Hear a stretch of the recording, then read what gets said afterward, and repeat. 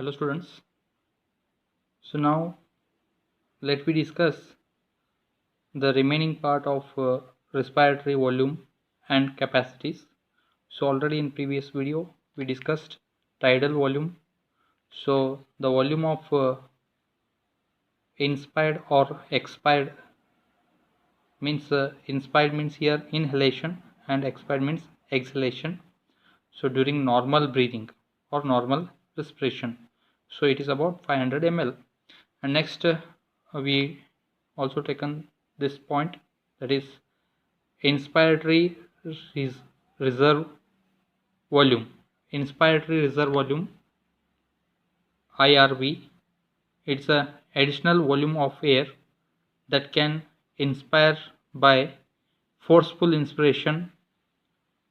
So that is about 2500 to 3000 ml. And next third point is expiratory reserve volume, ERV, that is the additional volume of air that can expire by forceful expiration. So that is about 1000 ml to 1100 ml, right? So next residual volume, so RV, uh, it's a volume of air remaining in the lungs even after forceful exhalation, that is forcible exhalation. So we can't make the lungs empty. The volume, we we cannot make it empty, right? So that's what the residual volume, the remaining air is present in the lungs, the remaining volume it is, right? That is about 1100 to 1200 ml, right? So and next one, uh, the about capacity. See, so this is what the inspiratory capacity. So here inspiratory capacity, IC, volume of air inspired after normal expiration. So here you can see this one, the inspiratory capacity means it's a volume of air inspired after normal expiration, that is TV plus IRV, right? So that is 500 plus, the range of IRV is 2500 to 3000 is there. When we add to this, so it will become 3000 to 3500 ml, right? So this is what the inspiratory capacity. And next one is the expiratory capacity, EC. So let us we see the expiratory capacity.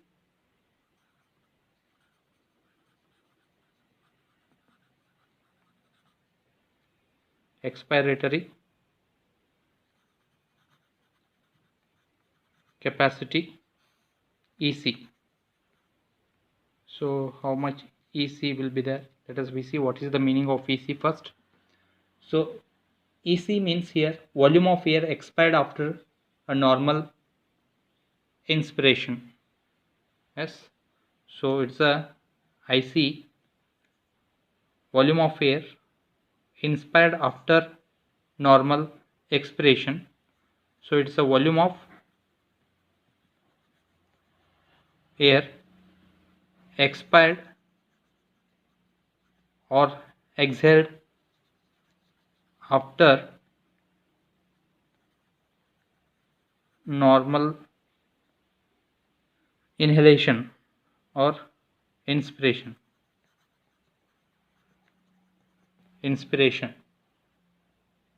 So that is called EC, volume of air expired after normal inspiration, that will be TV plus, so this is EC is equal to, so that is TV plus ERV.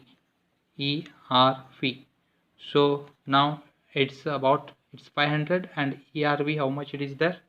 So here you can observe the ERV is 1000 to 1011 1100, so that is become, so expiratory capacity, the expiratory capacity is about 2102, sorry, 1502. So that is, this is 500 and this is 1000 range is there, so that is 1500 ml2, so 1600 ml. So because 500 plus 1000 or 500 plus 1100, right? So this is become like this. Okay, so this is what the this much of ml, right? So that is called expiratory capacity. Next point, so you can take the next point, functional residual capacity. Functional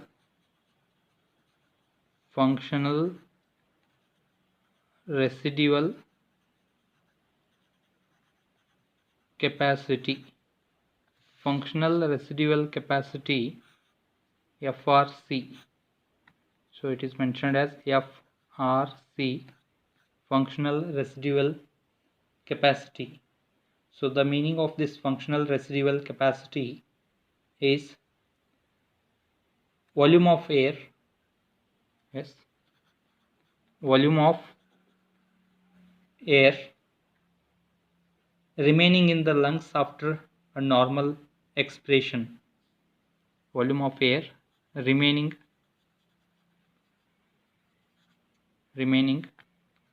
in the lungs. So that is the volume of air remaining in the lungs after a normal expiration. After a normal expiration or exhalation, right? Expiration, or you can write exhalation. So that is FRC is equal to FRC. So you can make this FRC is equal to ERP plus RV, ERV plus RV, right? So that is what is the volume of air remaining in the lungs.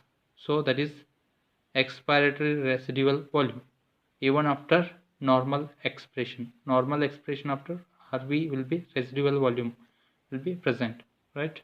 So that's why, so it is become FRC is equal to 2100 to 2300 ml, right? 2100 to 2300 ml will be FRC, right? That is functional residual capacity, right? So the next one is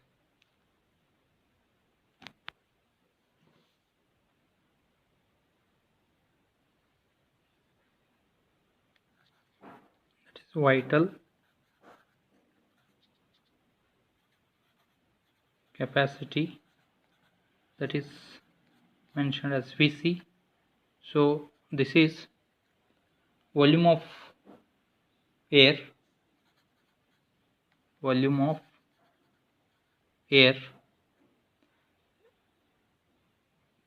that can breathe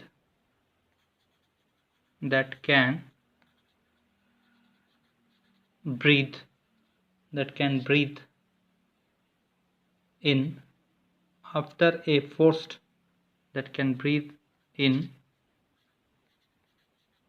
after a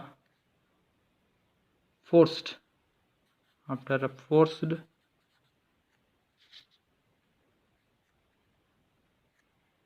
expiration.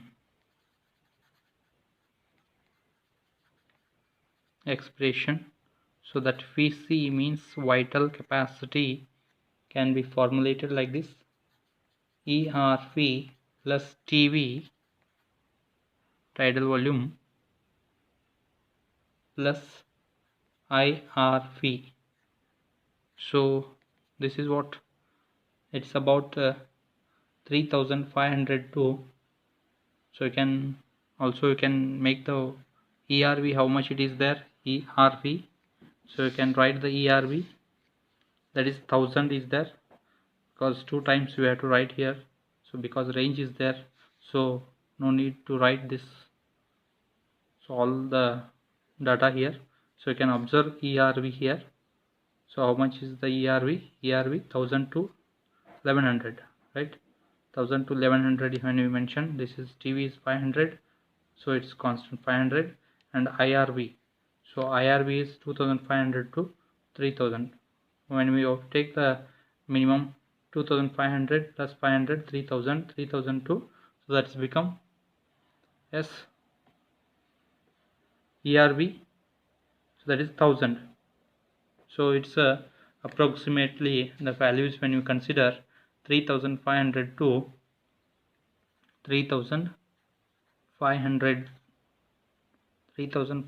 to 4500 ml. So this is become,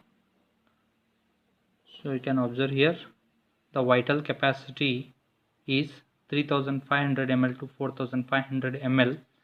So you can mention, right?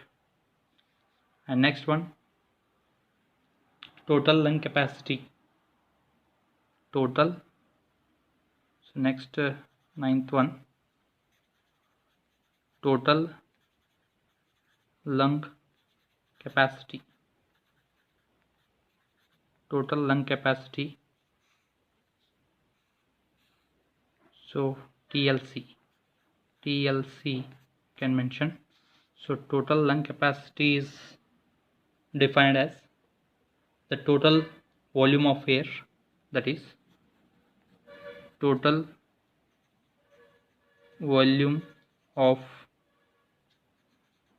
air, total volume of air in the lungs, which is present in the lungs, the total volume of air is present in the lungs after maximum inspiration, after maximum inspiration means inspiration.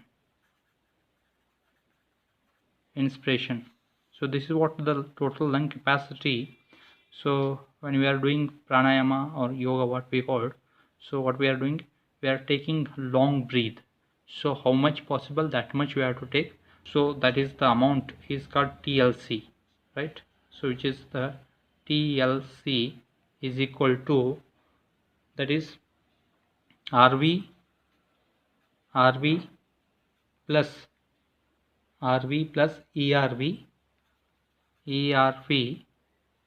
plus TV plus IRV,